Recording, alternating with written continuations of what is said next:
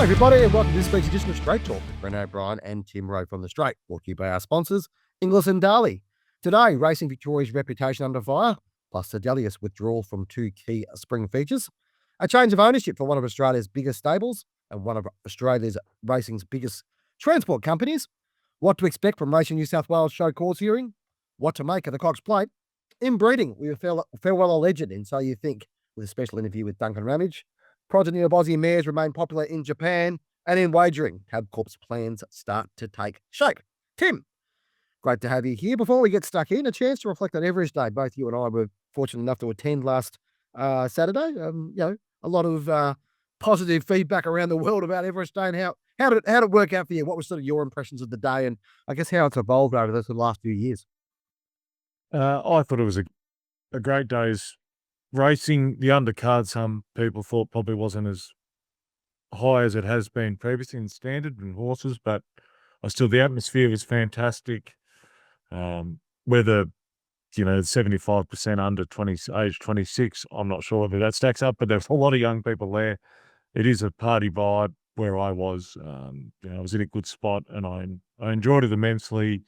The Everest, CK and Rising win like he did, I thought that was a good thing for the race, and I had thoroughly enjoyed my day at the races, and that's what it's all about from an event perspective. I think the ATC and Racing New South Wales, for that matter, deserve a lot of credit for pulling it off, and I'm not sure if they can make it bigger, but certainly what they've done in the 6 or 7, was at the 8th running, I think, have done a great job and sort of here to stay for sure, and one of the great race days of the year. Yeah, it's great. They're great events. And my Salmons are quite similar and enjoyed the day. There was nothing, it was good racing. Crowd was fine. It was big, obviously, but I don't think it was too massive. It didn't feel like you were, pardon me, it didn't feel like to me like it was like Flemington in the 1990s where you couldn't move at Derby Day.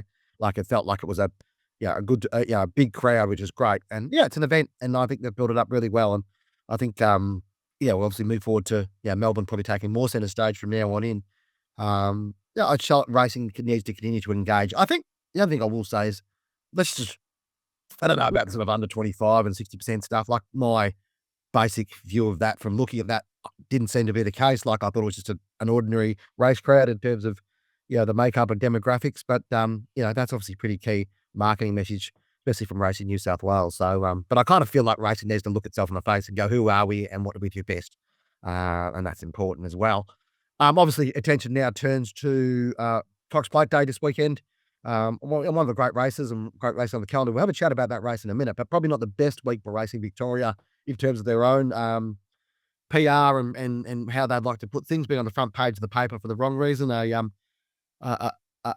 fair work case involving or chief vet, or pretty much the head of vets there, Grace Forbes against Racing Victoria. Grace Forbes has been on personal leave for several months now. We've been looking at that story for a bit and sort of haven't been able to get our way into it. The Herald Sun got dropped her Fair Work Commission submission, which regards to bullying and harassment. Firstly, Tim, sort of where this sits in terms of timing and all these types of things, and people will sit there and go, "Oh well, it's not fair, and it's this week and whatever else." Well, the reality is that's not getting on the front page of the paper at any time of year. Like, if you want to maximum impact for what you want to do, this is when the story comes out. As a journalist and anything else, you time your stories. So it wasn't surprising to me to see this come out.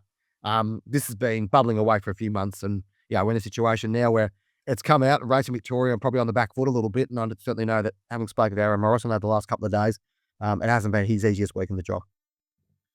No, we've got to be careful what we say here. We'll go before the Fair Work Commission, but Grace has been the head vet for a long time.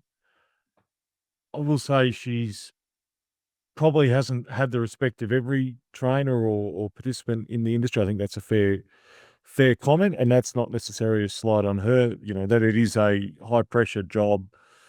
You're potentially ending certainly in talented horses, sort of when we talk Melbourne Cup and Spring Carnivals, ruling them out when quite often the trainers and their vets have differing opinions on that. But at the end of the day, she is the head vet of Racing Victoria, or certainly was, and has to make the call. So, that'll be unpopular at times. So it's not that unsurprising that she didn't see eye to eye with every participant. But just it'd be interesting to see how the court case plays out, or the Fair Work hearing, and what actually, there's a lot of allegations in that story and documents and things like that. Whether that stands up or is proven is a different thing altogether. Yeah, she still is the head vet of Racing Victoria. She's still employed by Racing Victoria as things stands, and this is not a unfair dismissal case. Just to clarify this is a ceasing bullying and harassment case. So it's actually still within the purview of her current contract. If she was to be dismissed, or if she was to sort of come to that point, that could come to an unfair dismissal thing down the line. There's a chance this could end up in an further down the line to court. But what it will probably end up, and from what I'm hearing from reports, it's probably later this year, will be a Fair Work Commission hearing where Aaron Morrison will be on the stand, and most likely be forced to take the stand and talk about his relationship and how that evolved with Grace Forbes. So it's a difficult situation for Racing Victoria, but you can't sit there and say, oh, it's not fair, we're busy, we've got string carnival and all this sort of stuff. This is when this stuff's got to come out. That's why you got to make sure that you're you got your things in order. I'm not too sure what Racing Victoria could have done here to prevent this from happening, but you can't be surprised that it did happen at this time, because, as we've seen over the last week, the headlines do roll out on racing. We saw in the Herald Sun overnight with, John Kanga's quite explosive comments about Tom Riley. We'll leave them alone for now, but with what went on with the MRC, it's a time of year where racing's front of page. And if you want to be on the front page for the right reason, and every other sport needs to deal with this as well, footy or anyone else, you're also going to be on the front page for the reasons that you'd rather not be. So it's just the way things work out. And we saw last week, obviously, that comes off the back. What is interesting about this, veterinary protocols, Grace Forbes stuff with what went on is comes off the back of Sir Delius and him being ruled out from the Cox Plate and Melbourne Cup. Tim, it was a big story when it dropped last Friday. Obviously it's changed Melbourne Cup markets. He was obviously ruled out of the Cox Plate. He was probably going to be close to favourite for the Cox Plate, if not second favourite. It's a pity to lose him for the spring, but it appears from what sort of evolved since, while there was some sort of rumours swirling around of a legal challenge to this, and the horse was going to also go to race this weekend in Sydney. That's all ended up finished up because he's now been put aside for the autumn with a view that he'll be bigger and better in 6 months' time, and probably in 12 months' time when he's back in these races, providing he gets the vet's clearance. I know obviously there was those suggestions that they might take legal action trying to overturn the vet's decision, but I don't think there's any upside for anyone involved if they got through, because while as unlikely as it is that the horse would break down, if it did in Sydney or certainly in Melbourne, it'd be just a disaster for the industry and certainly the stable day and age. I don't think they could take that risk. The horse was absolutely flying and would have been very hard to beat in the Cox Plate and the Melbourne Cup. So it's incredibly disappointing for Sir Rowe and Glenn and all the rest of the owners who paid a lot of money for him. But I think at the end of the day, the right decision's been made, and the RV have to stick by their protocols. They can't back away for one horse. Yeah, indeed. And I think that's, it's sort of an interesting situation for Aaron Morrison to be in, that on one situation he's having to defend the protocols and whatever else. On the other hand, that some of the stuff that was Grace Forbes was mentioning, or that was mentioned in her submission, was that they were being too flexible in the protocols. So anyway, it's funny how it works out. Another story sort of resonated quite well this week, Tim, was your story on Archibald Racing. Rob and Annabelle, Archibald, effectively taking full ownership of their stable. Aquis was previously involved. Not everybody knew that, Tim. I've sort of known about a few people that sort of, obviously Aquis have been involved in setting up Annabelle to start with, and I think it's probably an important new era for their stable. Annabelle and Rob obviously got married earlier this year and are moving on with it, and I think it's in terms of their business and how they want to build things out, I think it's it looks like a very positive step forward. That's right. But if you think back to 2020 when Annabelle Measham then took out her license, she could have, as I understand it, could have gone on the license with Kieran Maher and Dave Eustace at that time and run the Sydney stable, but she had the backing of Aquis and Tony Fung to go on her own, not just with horses. Like she took over Moanga, she won Group 1s with, and he's at start at New Haven now, but also financially backing and basically part owning and running the stable and the training business for Annabelle, allowing her to effectively train the horses. And now, and I guess part of the downside of that is the funds and the ownership structure would have been taking some of the clip of the 10% and the profit of the business. So now, with Rob and Annabelle owning it 100%, they'll be able to, yes, they'll take on all the risk, but they'll also be able to ride all the upside. And they've established a very successful stable in the top sort of 4 or 5 in the country, with stables in Brisbane and New South Wales and Victoria. So they won't be going anywhere anytime soon. They'll probably just keep building, and sure, it'll be challenging, but they'll keep rolling out the winners. Yeah, and just a quick mention too, Tim, of another ownership change within IRT. Obviously, the International Racehorse Transport Company, which is very well known around the industry. You had a story yesterday that a private equity firm has bought into them. Yeah. Unfortunately, the founder, Quentin Wallace, he died earlier this year, and so the Wallace family wanted to exit the business, and they've sold their stake to a private equity firm. They're called Crescent Capital. I did attempt to speak to them this week, but from what they don't like to speak to the media, or don't, and that across the board, from what I can understand, with all their investments. But Chris Burke, the managing director, did say it's business as usual. They haven't, he has a stake in it, Lockie Ford. They're not selling out. It's business as usual. It's just the Wallace family's shareholding has been on-sold, and they're looking forward to the future and growing the business, particularly in probably North America and Europe particularly, but they are the market leader down here in terms of flying, standardbreds, thoroughbreds, and equestrian horses all around the world. Tim, we're also expected to, certainly the show course hearing is scheduled to be held this week with Racing New South Wales and the ATC. Racing New South Wales asking the ATC to show cause why they shouldn't be put in administration. Any sort of preview of what might go on there and what the timeline's like to be and what we're likely to hear? I don't want to make any hard and fast calls on what may or may not happen. Not on this issue. Who you talk to. Obviously, you were at the Oak in Double Bay last week for networking purposes, and I dropped in there later on, and there's a lot of people talking about it and held great fears, that Racing New South Wales would press ahead and place ATC into administration. But at the track on Saturday, people seemed far more confident that they'll receive a fair hearing, and B, maybe they won't be placed into administration. I'm sure there might be some changes or different things, but given the way the ATC says they're going at the moment, and after a successful Everest day, that their financials are looking better, and obviously Steve McMahon's the acting CEO at the moment and pushing ahead with some ideas and moving the club forward. Yeah, it'll be just interesting to see how that plays out again tomorrow, but I'm not game to make any predictions exactly what will occur. Had a few Friday afternoons, Tim, where 4:45 seemed like the end of the day, and 5 o'clock we were back on the keyboard smashing away, getting stuff done, and another busy time. Got a feeling tomorrow night might be another one. But just finally, Tim, I just wanted on the racing space, I want to touch on the Cox Plate this week. 9 runners, possibly 8, depending on if Globe gets through. Look, some people are saying it's probably not a great Cox Plate or wherever else, but with the exception of Sir Delius, the same horses that were going to be in the race are in the race as we thought a month ago. It's just that probably those horses haven't been quite in the form we hoped they would be. I've always loved the Cox Plate, and I still think it is an intriguing race. Is Fair Sustainer going as well as she was last year? Can she, as we know, Chris Waller's a master at peaking him on the right day. Mantino with, potentially daring tactics, and Blake Shin being able to go for 5 and 6 wide, perhaps, Makybe Diva-esque from years ago. I was at when Northerly won his 2 Cox Plates. I was there at Mini Valley, still among my favourite racing memories as a punter and observer, I guess. Look, regardless of what horses are in the race, I still think it's fantastic. We've got Aliano as a 4-year-old on the up.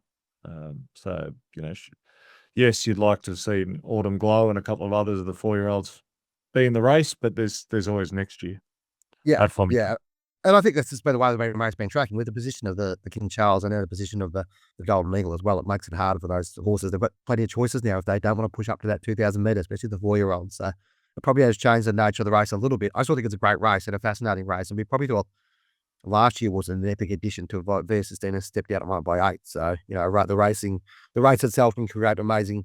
Melbourne Cup last year was another great example of that. So, it'd be interesting to see how it pans out. There will be plenty of stories out of it, and it's always a great race. The following segment is brought to you by Darley. It's been a huge month for Darley Stallions. They've been everywhere you look. Baywhack by Bivouac, taking out the Golden Rose, and War Machine, another Harry Angel flyer, too strong of a Gill guy. Tentirus and Tempted flying the flag for Street Boss. Two Darn Hots, Philly Shicky taking out the Gym Crack, and Gayath making his mark with Freedom Flame and Observer. And it doesn't stop there. Darley Stallions are front and centre heading to the Golden Eagle, the Spring Champion, the Coolmore, the Victoria Derby, and the CF4. Keep an eye out. The Darley Stallions are flying. And joining us now is Duncan Ramage to reflect on the extraordinary career of So You Think, who we sadly lost this week at Coolmore Stud. Duncan, obviously a difficult week. You lose a legend like So You Think. Sort of talk us through where were you and how were you informed of sort of what was going on with the horse over the past week or so? Yeah, good morning, Tim and Ben. I was quite taken aback about how upset I got by losing this horse, an animal. We've lost humans close to us, and it had as much impact on me as some of the closest losses I've had in family and friends over the time. And while I was aware he had a latent liver problem from back in March, which they were on top of, and then it's sort of accelerated, accumulated over last weekend with complications, internal organs and various function problems. And the last contact I had was Tom Magnier actually FaceTimed me from Scone Vet Hospital. He played a live video of the horse, so I could see that the state that he was in just prior to being humanely euthanized. And for a noble horse, from what he was even 24, 48 hours earlier than that, to see him in that state, barely been able to stand up, it was undoubtedly the right decision to end his life at that stage.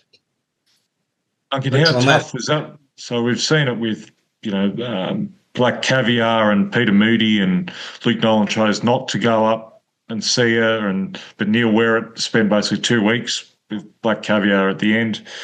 Did you feel like you wanted to drive up there and see him, or was seeing face to face? I think seeing him on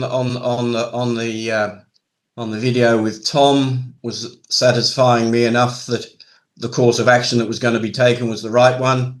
And I don't think it would have been fair to say, well, hang on, I've got to jump in the car, get 4 hours to Scone. This was late evening. He'd have to go through the next night. It wouldn't have been fair on the horse. It would just be selfish of me to ask to do that. There's nothing I can do for him. So he was in the best of hands, getting the best of treatment. So, but yes, it took me back personally how upset I got. If you'd asked me to do this interview Monday or Tuesday, I don't think I would have been up to doing it. How do you reflect on what he was able to achieve? Like you say, it's actually interesting, Duncan, you say obviously you have got a great connection with the horse, and obviously it's a very upsetting moment. But my own personal experience was I took a moment of reflection to think about So You Think, and having seen him race on the track and followed his progeny through. I mean, these champion horses have amazing connections, and that's what creates, makes racing an amazing game. Do you have a sense yourself and sort of the connection and the importance you had in the broader Australian racing and breeding community? Well, with So You Think, and the Cox Plate has been a very good race for us over the years. I was fortunate to be very closely connected with Saintly, for him as well, So You Think. So we've had 2 different Cox Plate winners, win 3 Cox Plates between them. Both those horses were inducted into the Racing Hall of Fame. I remember going down to Adelaide with Bart and Val Cummings for the induction of Saintly. And then when So You Think was inducted in a ceremony in Brisbane, neither of those were able to go. So I was the nominee to receive the award. So I got 2 horses that I'm heavily connected to. They're in the Hall of Fame, and they're Cox Plate winners. So, that's an achievement that we're very proud of. There aren't that many horses in the Hall of Fame and what have you. But I think with So You Think, sort of pulling it back to human terms, we should reflect of how good a horse he was, but how he was also rewarded for his hard work, his endeavour and whatever. Thinking in human terms, he was a sporting superstar. He played for 2 of the most elite teams. He played for Team Bart Cummings in Australia, and he played for Team Adrian O'Brien in Europe. And when he retired, he went to this luxury hotel. He had like a pillow menu. He got valets, he's got cleaners. I remember was a film in the 80s where Eddie Murphy was in it. And what was it called? Coming to America. And he was some rich prince. And he had wipers. So You Think had wipers. That's how lucky he was as a horse. And he didn't really have to worry about social media or read his emails. His concerns was his gourmet lunch and dinner and tea coming on schedule, which of course it did, and probably thinking about which girl was going to come into his bedroom that day. That's what So You Think. That was his life. So, like anybody who works hard, is successful, there's a reward there for us all, human and animal. So he worked hard, he was elite, and he got rewarded. That's how I see So You Think. You take us back when you bought him in 2008 at Karaka for Dardo 10, 110,000, I believe. John McCardle was the underbidder, and he's bred by Mike Moran, an Aussie who's tied up with Windsor Park. And I spoke to Mike earlier this week, and he was a little bit upset as well, just losing such a champion, and he says small part, I say significant part in breeding a horse like him. But can you take us back to that day at Karaka when you bought him? He was a November foal, been sold in a January sale. So he was superstructure and frame and no furnishing, first crop, high chaparral. So he had the elements that we like, but of course you've got to trust that those elements develop and yet they end up being the horse that they are.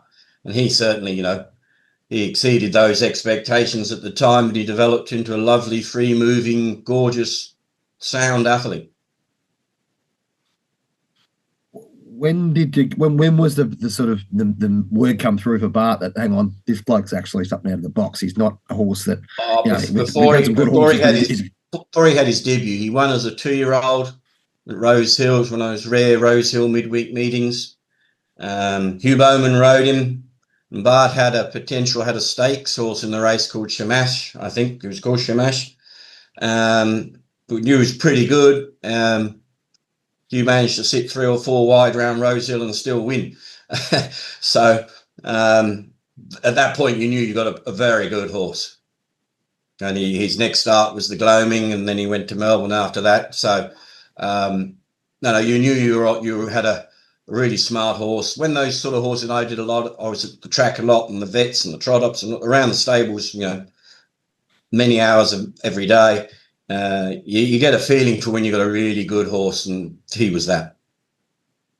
Because he couldn't, correct me if I'm wrong, but he wasn't the best of breathers. I think he was a roarer and things like that. Incredible what he was able to do, despite, if that is the case, that he didn't have full breathing. He was diagnosed as not full function when he won his first Cox Plate. And then, as often happens with these horses, when they go for a spell, the muscles that support the larynx and all these and the nerve relax, and they go full broken winded. So when he returned to work for the autumn, he only stayed in work for about 3 or 4 weeks. It was evident that he was struggling to breathe and needed corrective surgery, which he had. Probably that surgery's made Dr. Jonathan Lumsden and Ramwick Equine Centre a superstar in the medical world, because he's a tie-back horse that won 9 Group 1s after surgery in 5 continents, 3 continents, 4 countries, whatever it is. He'd be the most successful tie-back surgery horse ever, but it worked. Talk us through the moment when obviously the deal was done to sell him to Coolmore. Obviously, it was a huge moment, because it propelled him onto the world stage. But it was there was a bit of contention around it as well. And Australians like to see their best horses perform on the global stage, but they don't like losing them as well. So it's always a difficult one, isn't it, Duncan? Look, I got pilloried in the national press, full double-page spreads in the Sun Herald or whatever papers they were. But we were probably trendsetters, could even be considered, because now every good horse that wins a decent race, the first thing he's on the market. He's sold, he's rehomed, he's re-syndicated. Even when he's been bought by these powerful stallion syndicates, there's already a reconfiguration of the ownership of the horse. And that's really what happened with So You Think. We still owned a significant portion of him. But even the insurance on him alone was insurmountable to hold that together. And Dado had a partner, fellow Tunku Abdul Maraman, who owned half the horse. So Dado had an obligation to him either to buy him out or do something about it. So the decision was made to sell him. I remember in the McKinnon, it was one of the wettest runnings of the McKinnon on the Saturday, and a rare visit was made to Fleming by Sheikh Mohammed. And he and his entourage came out with their umbrellas and stood in the middle of the mounting enclosure watching So You Think parade. The only time he came out of the stand in the pouring rain. And I reckon that put the jitters up Coolmore, because they started to talk more seriously. And he won the McKinnon. And Dado said, this horse will run in the Melbourne Cup. He's not going to let Bart down. It's going to run in the Melbourne Cup. So I would think that if So You Think actually won the Melbourne Cup, Coolmore might not have closed the deal, because they might not want to have been standing a Melbourne Cup winner. So he ran third in the Melbourne Cup. He was a bit fresh on the day, over-raced, probably thankfully. The horse went back to Think Big Stud. We had to wait for John Halley, who is still Coolmore's main vet. He was working at the Breeders' Cup, and he had to come out after the Breeders' Cup from America. Michael Kerwin, then the general manager at Coolmore, brought him down to Think Big Stud, and they had to vet him. And we knew we got a horse who'd had a tie-back surgery. Now, not too many vets would pass those horses. John Halley did. He knew, he could see what there was. He could see the potential for ongoing success. But Dr. John Halley took a big leap of faith on behalf of his clients, who were shelling out a lot of money to buy a horse that had a tie-back surgery. So that in itself, while the press thought come Cup Day that was all a done deal, certainly wasn't. There was a lot of hurdles to be overcome and a bit of pressure there for the ensuing week. And all the time we had your fellow journalists giving me a hard time. Dado had a lot of, besides So You Think, you said saintly, viewed a lot of good horses. But how did your association with Dado start, Duncan? I did track work for Bart Cummings. I was starting my fledgling DJR Thoroughbred services. I worked for a lawyer called Michael Ryan, who had Santa Anita bloodstock. He kept his horses at Taronga Stud. So I was like his bloodstock manager, had a little square metre office in Elizabeth Street in Sydney. So I did track work in the morning to try and get some money in. And Michael Ryan was a very good friend of Bart's, spent a lot of time with Bart. And one day Bart basically said he went to a sale, and Bart said, I got this Malaysian fella. He used to have some good horses from years ago. He wants to buy a horse. He's not giving me much money. Go and buy him a horse. So I went off into the Magic Millions and I bought a Son of Tate Gallery for $30,000. And Bart said, I remember Bart saying, you Poms, you keep buying these European breds. We want colonials. Anyway, that horse was called Capablanca. He won his first 3 starts before Christmas as a 2-year-old. He got into the Golden Slipper. He was actually near favourite for the Magic Millions, but there was a technical error in the staging of the entries, so he was not eligible to run in the Magic Millions. So my first horse for Dado was a good 2-year-old, ran in a Golden Slipper. He was a $30,000 purchase, and Dado allowed me to buy another one the next year. So I bought an Alzao. Same story. Bart said, you Poms, you keep buying these imports. I said, oh, you only got $30,000. I don't have much choice.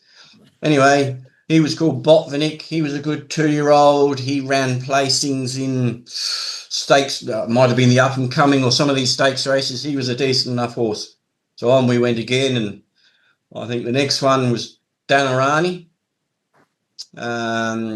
She was very underrated horse. She would be the autumn glow of her vintage.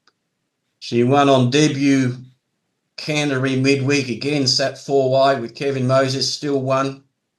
She then ran in the T-Row, the Light Fingers, got beaten ahead by Bill Mitchell's good filly, can't think of its name, and then she won all the remaining legs of the Princess Series. the Flight Stakes, the Tea Rose, and the Silver Shadow.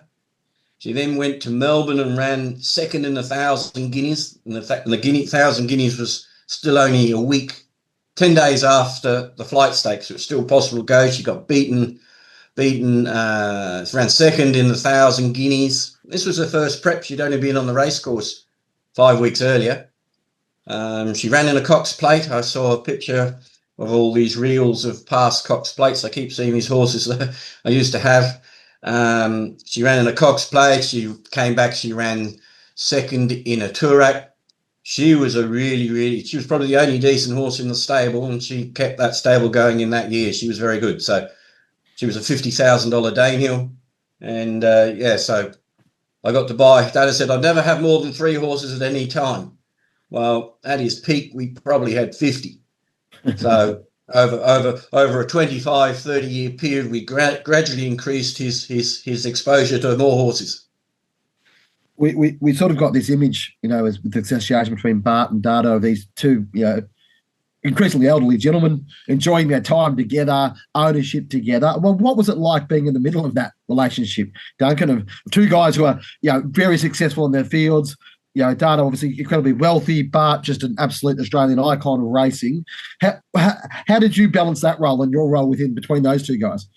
I've actually said in our sort of inner sanctum on a few occasions, they're very similar men. Yeah. And one was white, one was yellow. And I said that to their faces. One was Chinese heritage, one is Anglo-Saxon heritage, Irish heritage. But very, very similar men. Pretty much self-made, captains of industry, high intellect, tough but fair. And they actually enjoyed challenging each other. Dada would always tell Bart, you got no money. Bart would always... I remember once in Bart's office, there was a man called Mac Whitehouse. And he had just sold, I think, the Chevron Hotel in King's Cross for something like 700 million. And we're talking several decades ago. And Mac was sitting quietly in the back of the office, and Darto was giving Bart the no money, I can't buy any horses, can't afford them. And old Mac Whitehouse popped up from the back and he said, shut up, how much money do you want? I'll lend it to you, I think you're good for it. How much do you need? Bart roared his head off, and he used to always tell the story to other people how Mac offered to loan Dada the money because he thought Dada would be able to pay him back. So we had some fun. We had some fun, and Dada loved going to New Zealand for the sales. That was one of his favourites. And of course, he would turn up. Typically, he would turn up in Australia just prior to the Caulfield Cup with an entourage, secretaries, bodyguards, people, flunkies. So the whole show would move down to Melbourne, and typically he would leave, go back to Malaysia after probably Oaks Day, might stay for Stakes Day, but we went to the rest table in the terrace at Flemington. At one point, he owned the Como Hotel in Melbourne. So it was mandatory that Bart, Michael Ryan, that I mentioned earlier, we all stayed at the Como. So the entourage was picked up, and we'd go to the races, go to the stables, have to go to Silk's restaurant was one of his favourites, plus the Flower Drum in Melbourne. So all these meals were had at these various places. So it became quite a tour of endurance, to be honest. And it was me, I was the organiser. I had to find cars, taxis, people, restaurants, bookings for all these mob of 20 people. So I went from being a bloodstock agent and racing manager to a flunky. So that was my role in those few weeks each year. Dardo died in 2018, but Think Big Stud and his colours have continued on. And under your management, how have you continued it on and managed it, Duncan? Well, Think Big Stud was purchased in 2007. Bart always admired Bart's Princess Farm, him having his own farm. And it's probably been recorded there was a period there when Bart was struggling. Dado came in and bought Prince's Farm off him and then sold it back to him when Bart found his feet again financially. And Dad decided he wanted to have his own farm. So we bought the first section of Think Big Stud down there in Burradoo, 2007. Viewed won the Melbourne Cup. we bought the neighbour. So You Think won his first Cox Plate, we bought the next neighbour. So the original farm was financed by Dado. Prize money from racehorses bought the next two sections. And it wasn't till Dado died in 2018 and my board, which are the Tans made up of his children, who are my age or slightly older, they decided a policy that they would continue to try to race his colours in Dado's honour, but they were not going to breed horses. They thought that the breeding side was too long-winded, too expensive, and it's very expensive to run these farms. So the decision was made to disband the breeding side, and I'm not allowed to keep fillies for breeding purposes. That's just part of the edict. So any filly that gets sold off has to be sold. We sold Fireburn off. She's now Mullova, who's now the mother of Fireburn, the Golden Slipper winner. So if we still had the farm, we'd still have these collections of mares. The Dam of El Costello was another one. We raced her, but she was sold off as a maiden mare. So from those farms, we sold the farm, but the family kept racing horses. And it was probably I'm quite proud, in my 12th year of running the business with no external funding. So we've been buying about 12 yearlings a year for the family to race, along with partners. That's all been funded from the on sale of horses from the stable, the likes of Norzita we sold, LA Wonder. They made good money, prize money, and of course, So You Think was chipping in a good whack into the pool as well. So we're 12 years in with no external funding. I'm obviously going to have to look at that funding model with, as Dado say, with a very sharp pencil now, because with the security of So You Think, you could forecast what you're going to get going forward. I will not be able to forecast with the same degree of accuracy because you're reliant on prize money. Are you going to win the Golden Slipper or are you going to run third? Who can tell you that? Yeah. So am I going to have another top class mare? Again, let's reference the Norzita, be able to sell her to $1.7 million to buy more yearlings. Yeah. You can't forecast that. You can hope it. So yes, the budget's going to get a bit tighter, and we'll have to sort of probably restructure the depth of their ongoing involvement as Think Big Starters, the family.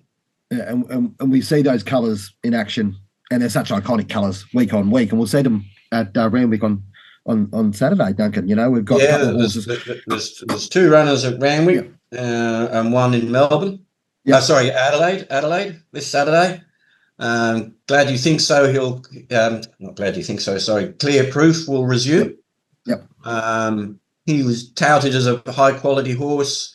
Had some issues. We're over those issues. We'll see whether he returns. And Nordic Viking, well, he's found himself in a 3-year-old race worth $1 million.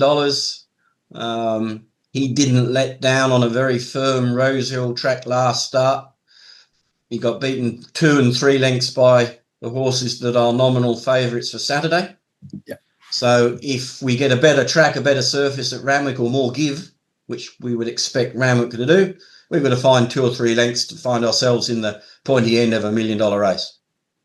And plenty of sentiment involved there, of course, with being by So You Think as well. So not that I'm saying he's a stallion material, but he's a colt by So You Think. You know, he's wearing the colours. Yeah, he's part of the furniture, part of the team.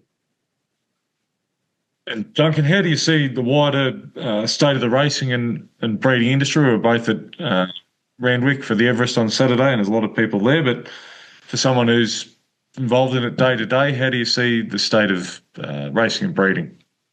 Well, as you know, my partner, she's one of the 4 remaining directors of the ATC. I think that situation needs to be resolved somehow. What I do see of these 4 remaining directors, and it's all unpaid, it's all honorary. They don't even get petrol money, let alone a sitting fee. And they're working very hard, and I won't talk about the policy because I might upset the apple cart, and they've got the show cause hearing tomorrow, I believe. But I will say that there's a lot of free advice being offered, a lot of opinions, a lot of people have said some rather cutting things, about 4 people who are trying very hard to keep the club together for racing. And, you know, there's even people who have been in a position of power to do something about it themselves and haven't been able to make it work. So all I'm saying is that situation needs to be resolved. It's probably important not to win individual battles, but to win the war. And for me, the conclusion of the war is to have an effective race club, effective racing administration, to have the breeders aligned, even the pattern back in the game. That's the war. To have an industry that has various sections that all work together, so that they're not fighting each other on the social pages or the newspapers or whatever, because there's a lot of depth and strength in racing, but it needs to be cohesive. And I see that as one of the bigger hurdles for racing. You know, you read about what's stuff going on in Melbourne at the moment and their committees and boards and what have you. Oh, that's got to stop. That's got to stop. And there's plenty of people who can earn good livings, have a good life out of racing, get together. It's too factionalised. It's hard to argue against it, Duncan. There's been plenty going on over the last few years in racing, especially in the last 12 months or so, and plenty of things to resolve. Thanks so much for your time. Great to reflect on So You Think. He was a marvellous racehorse. We probably undersold his, haven't really spoken about his sire career, which was quite amazing, his stallion career, which is quite amazing as well. But I think the ability for a beautiful, talented athlete to affect the way we think about racing remains eternal, and he was an eternal horse, and he's a horse that will be reflecting a long time. He probably was a horse that was representative of an end of an era, with Bart and with Dardo, with everything that went on. But we were lucky to have him, weren't we, Duncan? And we were lucky to have such a great horse to be able to show us what great horses can do. He was, and he certainly was part of that era. Possibly why I got so upset, because I spent a lot of time with Bart, Dardo, Percy Sykes. None of them are around anymore. They've all passed on. So spent a lot of hours, man hours together doing stuff. And he's sort of reflective of the passing of that great era, certainly that great era for us. Thanks, Duncan. Appreciate your time. Okay. Keep safe. Yeah, fantastic chat with Duncan Ramage there, and some really great insight, Tim. Just a quick mention of some other couple of breeding stories we've got hanging about. What I picked up last night, because this is the things that I do at 9 o'clock on a Wednesday night, was that Mystic Journey and Seabrook's colts both sold for over $1 million at a Japanese Northern Farm sort of mix sale, foal sale. It's a significant amount of money. An interesting one, of course. Mystic Journey's colt foal is by Equinox, who we know a fair bit about, and obviously a significant horse in the Japanese landscape. 1.3 million effectively for him, and just over 1 million for the Seabrook colts. Let me just double check the breeding of that one. Contrail.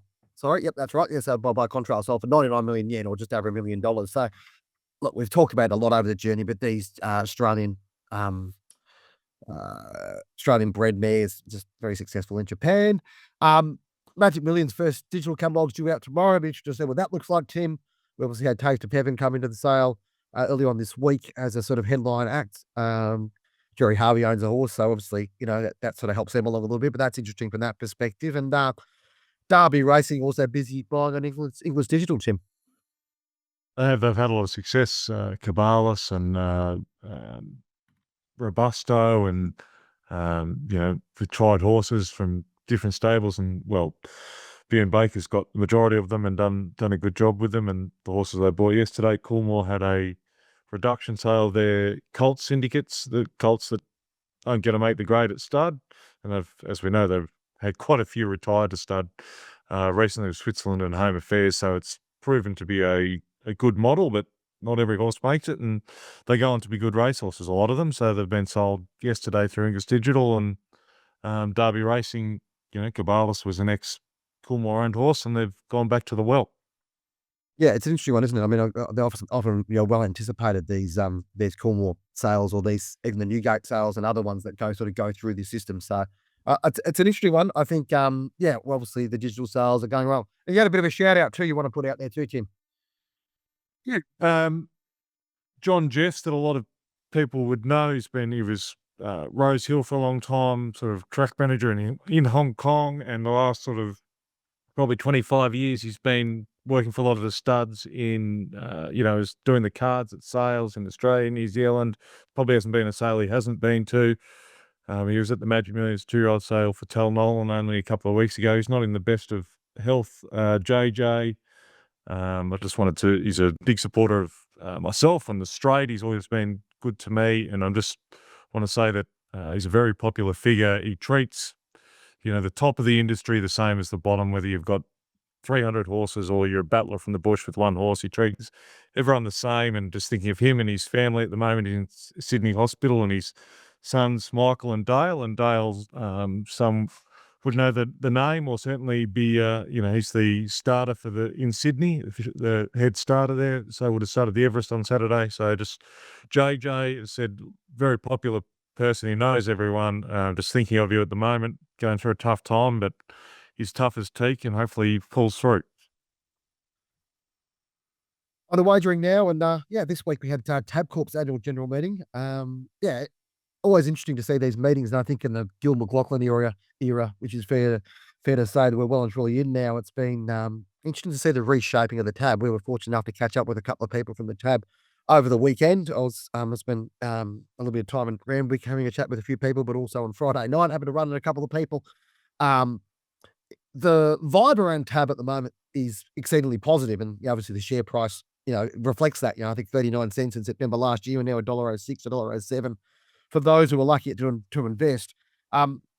What is interesting with the tab, it was a conversation I had last week, which sort of brought this to my attention, or sort of reminded me, is that they have an enormous amount, for a corporation and a bookmaker, they have an enormous amount of sentiment attached to them in Australia. If the tab's healthy and things are going well and it's operating well, then it's seen as a net positive for the industry, regardless of the fact that obviously their contribution to the industry has diminished percentage-wise because of, the opening up of corporate bookmakers. The national tote's a really interesting one, Tim. I'm a bit of a cynic on this one. I was told last week I was being a bit too cynical about it. But, the national tote, I think it's too late, in my personal opinion, and I don't know if you're going to be able to revive parimutuel betting in Australia, because you've now got a generation who's spent the last 10 years betting on fixed odds.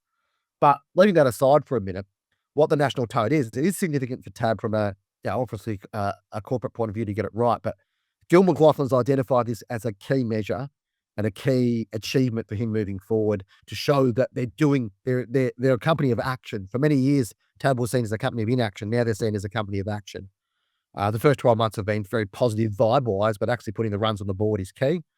National tote by the end of June, or by June next year, Tim. Do you think it will happen? And B, what could there be? What will be the effects? Am I being too cynical here? Is it going to change things up? Well, I'd like to see them. Well, will it happen? Well, Kill's pinned the tail to the donkey that it will. I'd like to see the percentages come down a touch, but what wasn't said properly was, I think, and I'm sure you've heard this as well, that they will come to an agreement with the corporates that a lot of that tote money or tote derivative money is pushed back into the pools, and the corporates will get a rebate of some description and percentage of turnover.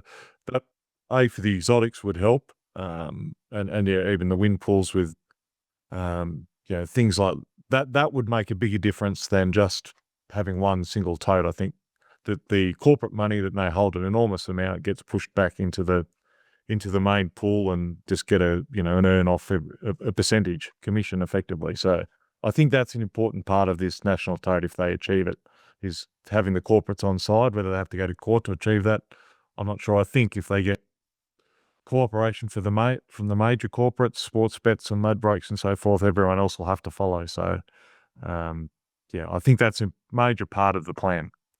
Yeah, I think you're right. It is a key part of it. The other key part is a new deal for them in New South Wales, similar to what they've got in Queensland and Victoria.